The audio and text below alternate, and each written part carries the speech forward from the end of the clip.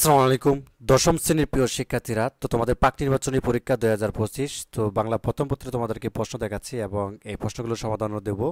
তো ভিডিওটির শুরু থেকে শেষ পর্যন্ত দেখবে। আর যে প্রশ্নগুলো দিচ্ছে এগুলো কিন্তু অনেক স্কুলে তোমাদের হুবহু কমন পড়ে যাবে, আর যে প্রাইভেট স্কুলগুলো রয়েছে ওগুলোর মধ্যে কিছু কিছু কমন পড়বে আর কি।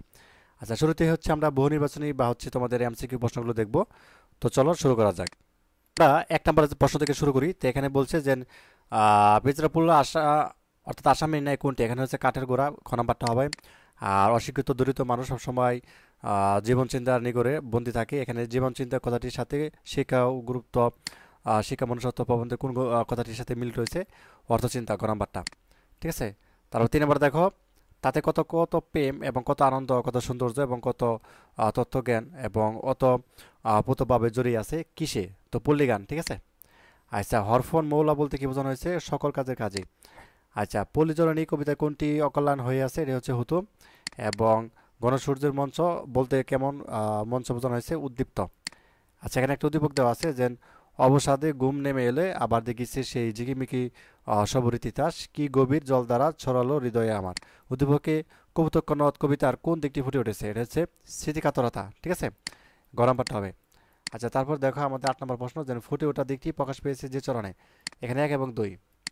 আর 9 নম্বরটা দেখো, মানুষের মনকে সরল সচল ও সরাগ সমৃদ্ধ করার বার কিসের উপর ন্যস্ত হয়েছে? এটা হচ্ছে সাহিত্যের, ক নাম্বারটা। 10 নম্বর দেখো, মমতাদির নিঃসংকোচ আবেদন বলতে কোন আবেদনকে বোঝানো হয়েছে? এটা হচ্ছে গ নাম্বারটা, সংকোচহীন। এবং তারপর 11 নম্বর দেখো, যে বঙ্গবাণী কবিতাটি কোন শতকে রচিত? সপ্তদশ, মানে 17 শতকে আর কি। আর এখানে একটা উদ্দীপক দেওয়া আছে, দেখো এখানে বলছে উদ্দীপকের ভাবটি কোন কবিতার সঙ্গে সাদৃশ্যপূর্ণ? গ নাম্বারটি, জীবন সঙ্গীত। আচ্ছা, উক্ত কবিতার মূল প্রতিপাদ্য বিষয় কি?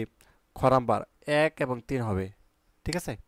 এটা দেখো, রাইফেল কাঁধে বনে জঙ্গলে ঘুরে বেড়ানো সেই মুক্তিযোদ্ধাকে? তেজি তরুণ। আচ্ছা, বুদাবুকের ভিতর কি ধরে ধরে গেছে মুক্তিযুদ্ধ? গ নাম্বারটা, তার এই কথাটি কি বলেছেন? এটা বিপদে পড়েও ভেঙে পড়েনি বলে। ঠিক আছে। আচ্ছা, কোন শ্রেণীর নাটক দর্শক হৃদয় ভয় এবং করুণা প্রশমতি করে, করুণ রসে আনন্দ সৃষ্টি করে? এটা হচ্ছে ট্র্যাজেডি, খ নাম্বারটা হবে। আচ্ছা, উদ্দীপক বলছে উদ্দীপকের তামিম 71-এর দিনগুলি রচনায় যাদের প্রতিনিধিত্ব করে? এটা হচ্ছে শিল্পী, বুদ্ধিজীবী। প্রতিনিধিত্বকারী চরিত্র ফুটে ওঠে কোনটা? গ নাম্বারটা, তিনটায়। মানুষ, মোহাম্মদ সাল্লাহ ইসলাম প্রবন্ধ বর্ণিত কোন ঘটনা? মহানবীর রাজনৈতিক দূরদর্শিতার পরিচয়? এটা হচ্ছে হুদায়বিয়ার সন্ধি। আচ্ছা, বাঙালির হাতে কি উঠেছে? গ্রেনেড। আচ্ছা, তারপরে হচ্ছে আমরা 22 নাম্বারটা দেখবো। 22 নাম্বার বলছে যে উদ্যত অংশ, এখানে একটা উদ্দীপক আছে, উদ্যত অংশ পয়লা বৈশাখ প্রবন্ধে যে দিকটি প্রতিফলিত হয়েছে? 1 এবং 2। উক্ত প্রতিফলিত দিকটির সাথে নিচের কোন বাক্যটি সাদৃশ্য রয়েছে? পয়লা বৈশাখ একটি সর্বজনীন উৎসব, আমি কোনো আক্রমণ কবিতা? এটা হচ্ছে মাটির সুবাস হবে। আচ্ছা, এটা হচ্ছে খ নাম্বারটা হবে প্রতিশোধ নিতে, এবং 26 নম্বর হবে হাসেম। ঠিক আছে। আর ক্ষুদিরামকে কেন ফাঁসি দেওয়া হয়েছিল? এটা ব্রিটিশ বিরুদ্ধে আন্দোলনের জন্য, গ নাম্বারটা। আচ্ছা, রানারের দুঃখ কেবল জানাবে? এটা হচ্ছে খ নাম্বারটা, তৃণ। আর এটা হচ্ছে গ নাম্বার, চাচির কণ্ঠস্বর। তারপর দেখো, রহমান সাহেব সন্তানের লেখাপড়া খরচ নিয়ে বিপর্যস্ত, তাই বিশেষ করে আত্মীয় স্বজনের কাছে টাকা ধার চায়। সেখানে নিরাশ হয়ে সে দুশ্চিন্তাগ্রস্ত হয়। উদ্দীপকের দুশ্চিন্তার কারণ বহিবীর নাটকে কোন বাক্যটির সাথে সাদৃশ্য? এটা হচ্ছে গ নাম্বারটা, হাতেম আলীর জমিদারি নিলামের ওঠা। আচ্ছা, এখন দেখো আমরা হচ্ছে সৃজনশীল প্রশ্ন তোমাদেরকে দেখাবো। তো সৃজনশীল প্রশ্ন এখানে তোমাদেরকে যেটি রয়েছে, তো এখান থেকে তোমাদের হচ্ছে মোটামুটি যে শোভা, যে সৃজনশীলটা যে রয়েছে এটা তোমাদের হচ্ছে তো আসবে। এখানে দেখো যে এখানে বলছে শোভা দিনে কয়বার গোয়াল ঘরে যেত? ঠিক আছে। প্রকৃতি যেন তাহার বাসার অভাব পূরণ করিয়া দেয়, ব্যাখ্যা করো। উদ্দীপকে শাহানের বাবা ও শোভা গল্পের শোভার বাবার মধ্যে যে সাদৃশ্য রয়েছে তা ব্যাখ্যা করো। উদ্দীপকের শাহান যে শোভা গল্পের শোভার মতো সামাজিক অবস্থার শিকার শোভা গল্প অবলম্বনে মন্তব্যটি মূল্যায়ন করো। 2 নম্বর সৃজনশীলটা দেখো, এখানে বলছে যে তোমাদের হচ্ছে রাফি দশম শ্রেণীর ছাত্র, সে পাঠ্য বই ছাড়া অন্য কোনো বই পড়ে না। সে মনে করে যে অন্য বই পড়ে কোনো লাভ নেই। তো পরীক্ষায় অন্য বই থেকে প্রশ্ন আসে না। তো আলুর ফেরিওয়ালা শিক্ষক আজিজ সাহেব একদিন তার বাড়িতে বেড়াতে আসেন। তো তিনি রফিকে জিজ্ঞাসা করেন যে তুমি পাঠ্য বইয়ের পাশাপাশি আর কি ধরনের বই পড়ো?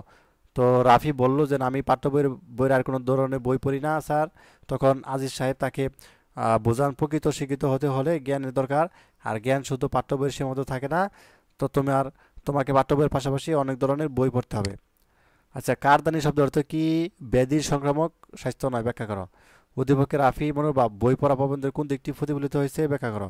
উদ্দীপকে আজিজ সাহেব যেন প্রমোদ চৌধুরীর সার্থক প্রতিনিধিত্ব, মন্তব্যটি বিশ্লেষণ করো। 3 নাম্বার সৃজনশীলটি দেখো, এখানে বলছে বনফুলের প্রকৃত নাম কি?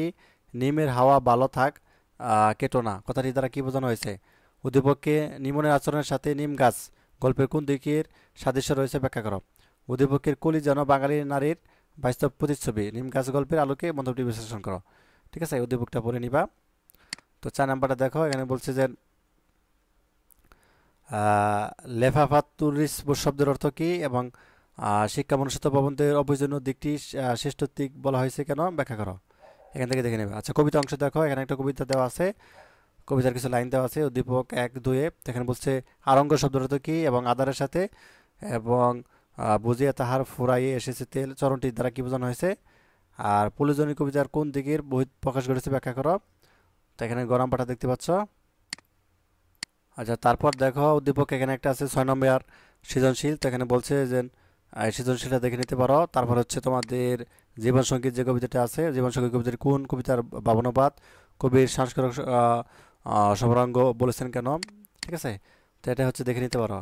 আর উপন্যাসের কী ধরনের তোমাদের উপন্যাস, তো এই ধরনের হচ্ছে কাকতরা যে উপন্যাসটা রয়েছে এখানে এই ধরনের হচ্ছে প্রশ্ন হবে। ঠিক আছে, তো এই ছিল। ধন্যবাদ সবাইকে ভিডিও দেখার জন্য।